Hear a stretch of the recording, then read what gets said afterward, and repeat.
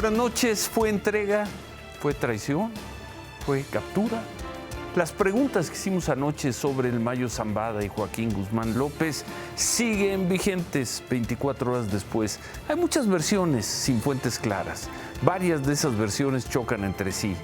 Ante las dudas, esto es lo que pasó hoy.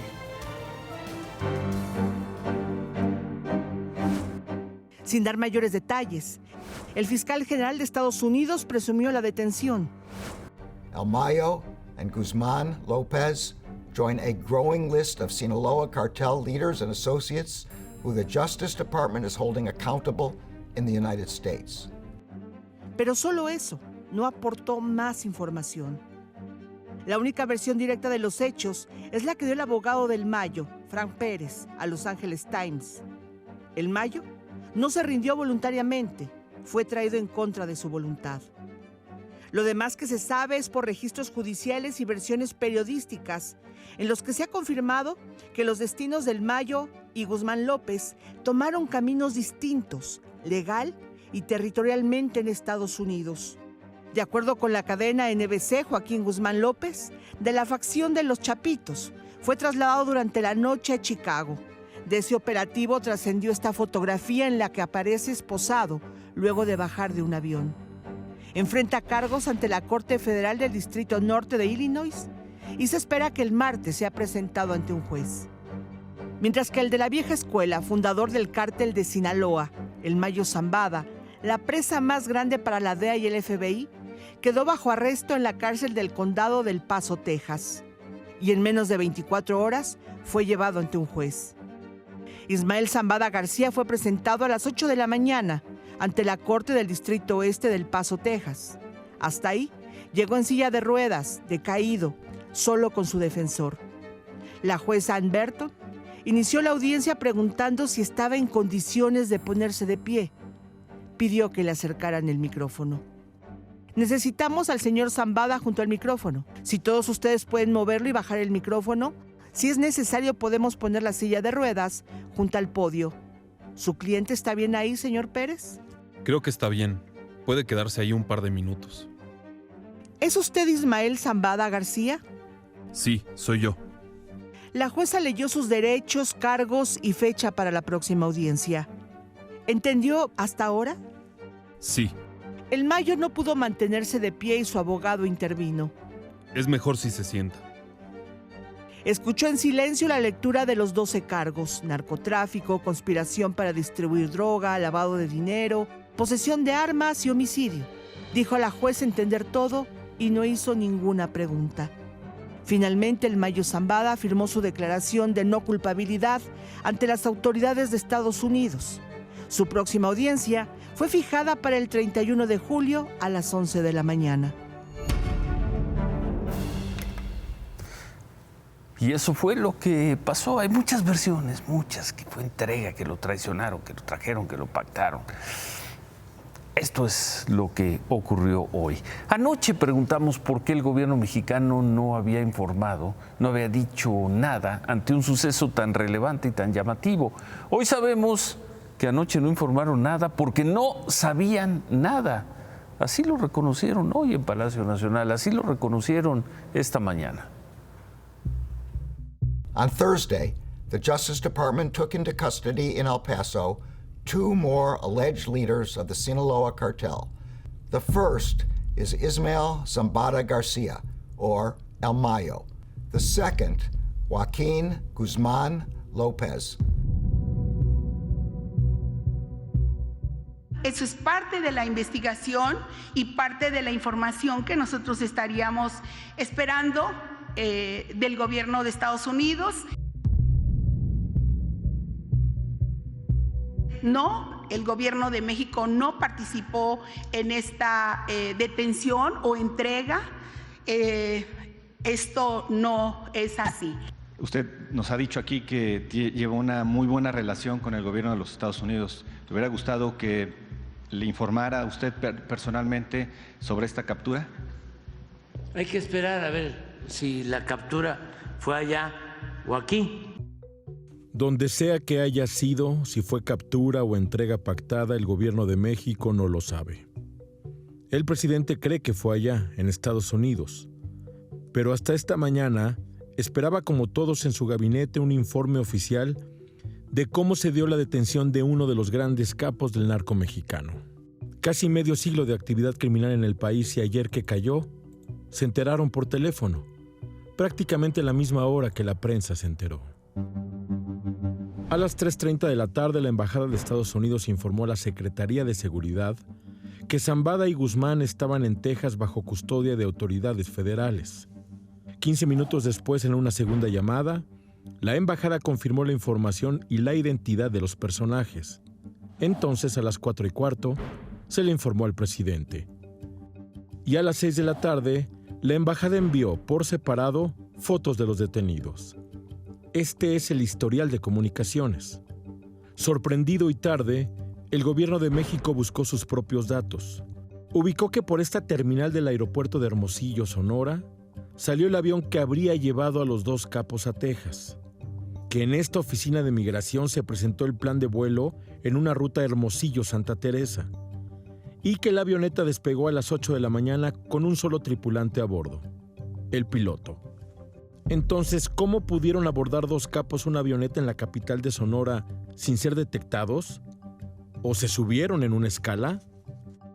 Pues es un hecho que de aquí salió uno, allá llegaron tres, veremos cuál es la información precisa. Una más. ¿Por qué se tiene en custodia en el aeropuerto de Santa Teresa un avión distinto al que despegó en Hermosillo? ¿Cuál de los dos fue el que transportó a los detenidos? El gobierno tampoco lo sabe. La conferencia mañanera de hoy para el caso del Mayo Zambada y el Chapito Guzmán fue un catálogo de despropósitos informativos en el que se le corrió al ejecutor del operativo, el gobierno de Estados Unidos, la responsabilidad de informar. Incluso si la detención se hubiera dado en territorio nacional. Dudas, dudas y dudas, y ante la falta de información, mejor la opinión. ¿Qué representa para su gobierno la captura del Mayo Zambada? Es una muestra de que existe un trabajo conjunto, aun cuando en este caso en específico no haya participado ni la Secretaría de la Defensa ni la Secretaría de Marina. No participó el gobierno mexicano, no la defensa, no la marina, dice Marco Silva. La conferencia de esta mañana, la mañanera, fue un catálogo de despropósitos informativos. Y pues sí, pero a fin de cuentas todo se puede resumir con una de las primeras frases de la secretaria de Seguridad, de Rosa Isela Rodríguez, cuando dice: el gobierno de México no participó en esta detención o entrega. Ni siquiera hubo claridad de si lo ocurrido ayer fue una detención o una entrega. Por eso las versiones, los trascendidos, las invenciones están a todo lo que dan. El gobierno mexicano no informó ayer porque no tenía que informar, y el día de hoy sigue sin tener que informar sobre este caso.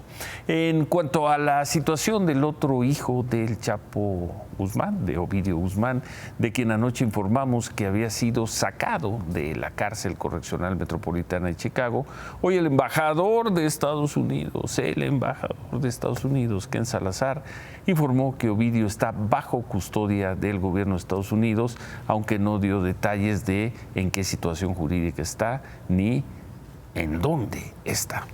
Así siguen las cosas. Le preguntaron a Claudia Sheinbaum sobre las detenciones, le preguntaron si consideraba que hubo intromisión de Estados Unidos sobre México. Ella se limitó a responder que habrá que esperar para saber qué es lo que informa el gobierno de Estados Unidos. Y hoy llegaron a Culiacán unos 200 elementos de fuerzas especiales del ejército, una ciudad que por ahora está en calma, según lo reconoció el comandante Porfirio Fuentes de la 9ª Zona Militar, ahí en Sinaloa. El comandante dijo que el ejército está en una situación de alerta y preparado para cualquier eventualidad.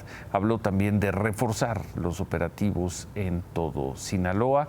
Quien también habló del tema fue el presidente Biden. Felicitó a los agentes del Departamento de Seguridad y del FBI que ellos dicen capturaron al Mayo Zambada y a Joaquín Guzmán.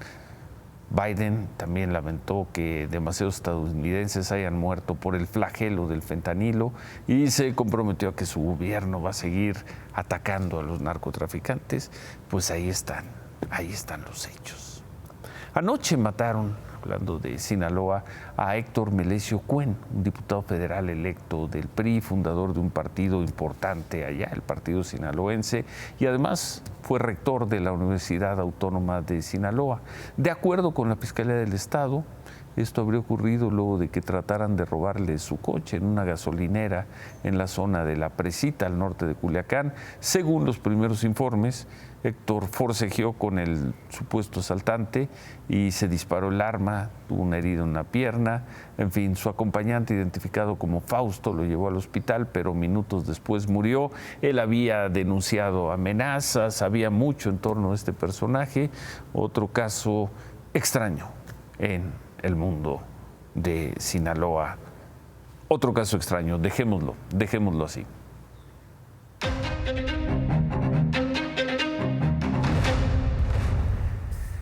El domingo hay elecciones presidenciales en Venezuela y la oposición piensa que tiene una oportunidad de sacar del poder después de más de 25 años al gobierno, a la dictadura de Nicolás Maduro. Un grupo de expresidentes latinoamericanos, entre ellos Vicente Fox, se disponían a viajar a Caracas, a donde participarían el domingo como observadores electorales, invitados por la oposición, pero el gobierno de Nicolás Maduro dijo, no, ¿cómo que van a venir a observar 5 expresidentes ligados a la derecha? Y presionó para impedir que volaran 2 aviones más. De esa manera presionó, no dejaban bajar a los pasajeros. A bordo de un avión estaban Vicente Fox, estaba Mireya Moscoso, quien fue presidenta de Panamá, Miguel Ángel Rodríguez, quien fue de Costa Rica, Jorge Quiroga de Bolivia y Marta Lucía Ramírez, quien fue vicepresidenta de Colombia. Y esto pasó.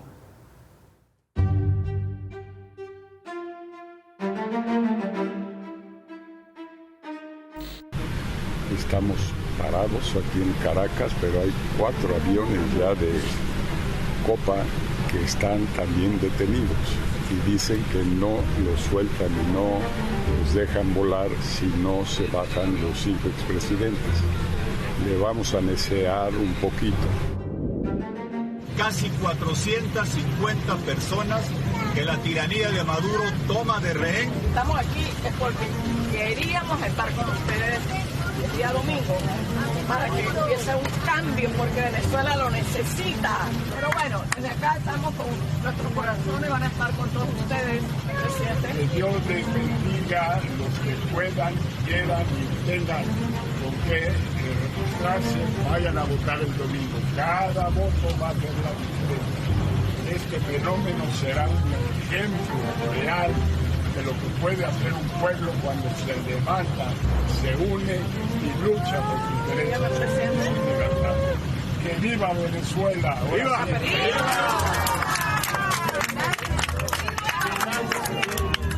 Un grabadito más con la tristeza, pero el ardor del pecho, cuando este dictadorzuelo de 7 suelas, Nicolás Maduro, ha hecho otra de sus tropelías. Impedir que todos los vuelos de Copa con destino a Caracas y a Venezuela fueran suspendidos y la gente dentro asándose de calor.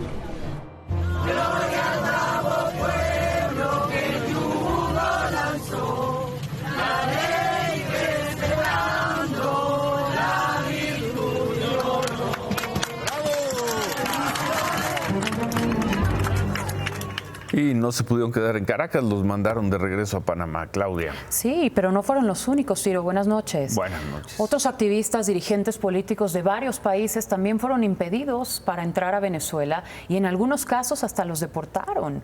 Todos invitados por la oposición para participar como observadores, entre ellos Vicente Fox, quien ha sido duro crítico del régimen de Nicolás Maduro, como del resto de los presidentes de izquierda en la región. Sin embargo, esta es una demostración de la falta de libertades y del desafío al que se enfrenta Venezuela este domingo, cuando hay elecciones. Domingo en el que la oposición busca terminar con 25 años de gobiernos chavistas.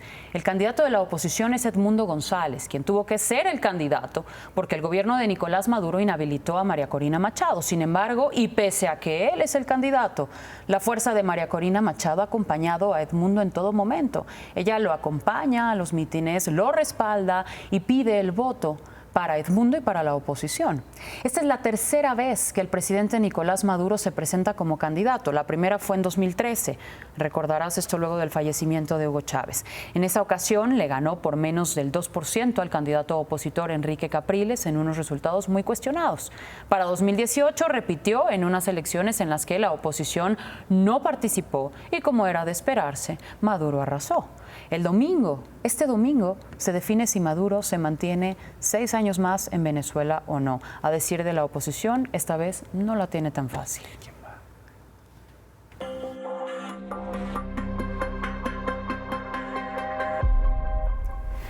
Esta semana hemos visto la situación de violencia en la frontera sur, que ha orillado a los pobladores de Siltepec y frontera de Comalapa, Chiapas, a desplazarse hacia Guatemala, a la comunidad de Cuilco, en Huehuetenango.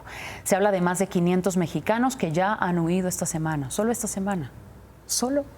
Bueno, y allá está nuestro compañero Gaspar Romero. Buenas noches, Gaspar. ¿Qué tal, Ciro? Buenas noches, informándote que nos ubicamos aquí en la cabecera municipal de Cuilco, del departamento de Huehuetenango, Guatemala. Hace unas horas fuimos a las comunidades de Plan de la Viga y Ampliación Reforma. En Ampliación de Reforma, Ciro, está la mayor parte de refugiados chiapanecos que huyeron de los constantes enfrentamientos que bandas criminales se dan ahí en el municipio de Amatenango de la Frontera.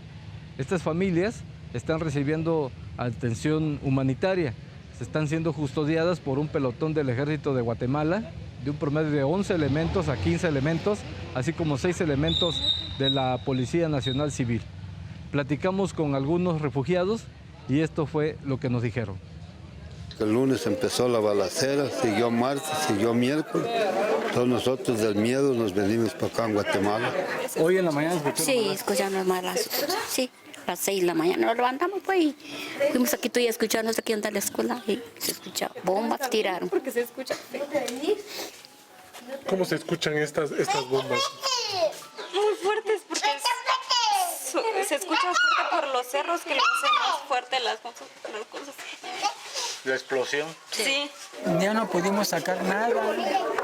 Si quieren sacar nuestra ropa, ¿cómo van a sacar si la balacera estaba por encima? Tuvimos que salir como pudimos, salimos. Nuestras cosas, nuestras casas quedaron abandonadas, nuestros animales. Ciro, comentarte también que el Ejército de Guatemala mantiene un operativo de seguridad denominado Cinturón de Fuego. Esto significa que mantiene una vigilancia constante en toda la línea fronteriza de Guatemala con México. Ese es el reporte, Ciro. Buenas noches. Muchas gracias. Buenas noches. Qué historia. Terrible, Ciro. Y hoy reaccionó ya el gobierno mexicano vía la Secretaría de Relaciones Exteriores, que expresó que ya están brindando protección consular a estos mexicanos desplazados en Guatemala. Sí, bueno, anoche vimos estas imágenes de cómo quedaron las instalaciones de la Dirección General de los SHs aquí en Ciudad Universitaria, luego de que fueron tomadas 2 meses por un grupo de jóvenes. La toma se dio luego de un enfrentamiento hace meses allá en el CCH en Naucalpan, y justo por esto hoy la UNAM informó que se llevó a cabo una 4ª mesa de trabajo con alumnos, profesores, padres de familia para evitar el porrismo. Allí en Naucalpan, entre las acciones está la instalación de botones de pánico, protocolos de ataques. El 5 de agosto van a continuar estas mesas de diálogo y nosotros mantenemos la pregunta, pues, ¿de qué tamaño es el agravio o la provocación para destruir así el patrimonio de la UNAM? Así es. Por otro lado, también, Ciro, egresados normalistas de Guerrero irrumpieron en las oficinas de la Secretaría de Educación Estatal en Chilpancingo. Ahí despacha el secretario Marcial Rodríguez en protesta porque les cancelaron una reunión donde abordarían su demanda de plazas magisteriales. Eran unos 80 jóvenes. Una vez que entraron, lanzaron un cuetón, rompieron las ventanas, algunos escritorios, sillas, en fin. En el lugar se encontraba solo un guardia de seguridad que no pudo hacer nada. Ahí está. Pero bueno, permiso para destruir, permiso para vandalizar y no pasa no pasa nada. Gracias, Claudia. Hoy nos vamos más temprano. Sí, pero todavía no me puedo ir. Y no me puedo ir porque hoy, por segunda ocasión, desde el atentado contra Alessandra Rojo de la Vega, alcaldesa electa en Cuauhtémoc hace más de 2 meses, de nueva cuenta la Fiscalía de la Ciudad de México pone en duda el que se haya tratado de un atentado. Ulises Lara volvió a señalar que se tienen los suficientes elementos para confirmar que se trató de un ataque cuidadosamente preparado para aparentar un atentado. Ante esta nueva afirmación damos por sentado entonces que la Fiscalía de la Ciudad de México está haciendo un trabajo muy profundo y sobre si no el fue caso. un atentado, ¿quién atentó, fiscal? ¿Quién atentó? Porque estar insinuando Así que no es. fue un atentado. Sin más detalles. Pero pues es una fiscalía. Tendría que estar o replegada, guardando silencio, pero salen a declarar. Y es la segunda vez que lo hace, y una lo hicieron a través de un comunicado. Tengan La segunda vez que Ulises Lara lo hace. razón. Pero una fiscalía que sale a sembrar sospechas. En fin, Así gracias, es. gracias, Claudia. Buenas noches. Gracias, David. Casi 256 mil millones de pesos perdió Pemex en los primeros 6 meses del año. ¿Qué tal, Ciro? ¿Cómo estás? Muy buenas. Muchísimo dinero. Destaca que este dinero lo pierde porque exportan menos, producen menos y tienen un crecimiento de más del 340% en su costo financiero. Lo hemos platicado aquí. Nadie le quiere prestar dinero van a Pemex. Palacio Nacional y dicen que están muy bien.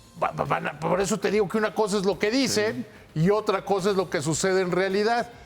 Porque además, esta pérdida es porque no le quieren prestar ya a nadie a Pemex. Y luego te presumen, bueno, bajamos la deuda como 1,000 millones de pesos. Ya nada más está como en 99,000 millones. Sí, pero ha crecido lo que no le pagan a los proveedores, que es el tipo más gandalla de financiarte. No Alguien pagan, que te no vende pagan un lo que producto y debes. un servicio, no le pagas. Sí. Han quebrado muchas empresas, les ha ido muy mal, pero el gobierno les dio un premio. ¿Ves el derecho de utilidad compartida, que es el impuesto que paga Pemex por ser Pemex? Sí, lo ves. Otra vez les dijo que no se lo paguen. Bueno, que se lo paguen después, cuando Dios quiera. Oye, ¿y la Comisión Federal de Electricidad? Esa perdió 77,000 millones de pesos.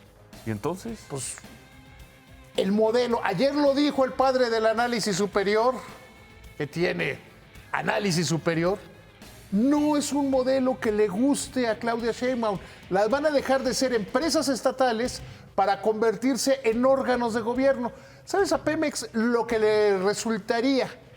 Que su deuda totalmente estuviera dentro del gobierno federal. Porque, oyes, el gobierno está atrás, pero es la deuda de Pemex. Si estuviera atrás de ella, disminuiría 400 puntos base la deuda de 100,000 millones. Sería la mejor reestructuración financiera y como hoy están, no funcionan. ¿Vas a rematar en viernes? No, es viernes. ¿No? Es viernes, ¿para qué? Pues despídete entonces. Buenas noches, que les vaya muy bien.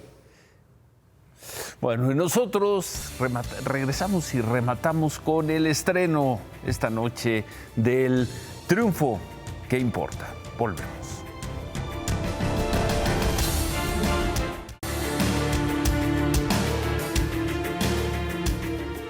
Pablo, buenas noches. ¿Cómo empezamos? ¿Cómo empezamos hoy? Muchas gracias, Ciro. Hoy comienza la fiesta. Les tenemos la inauguración, los primeros resultados de nuestros atletas. Hablaremos de lo más divertido de la jornada. En fin, les tenemos muchísimo. No se lo pierdan porque ya va a empezar. Bueno, pues suerte a todo el equipazo, suerte al Triunfo que importa. Los dejamos con ellos. Gracias, buenas noches, buen fin de semana. ¡Ánimo!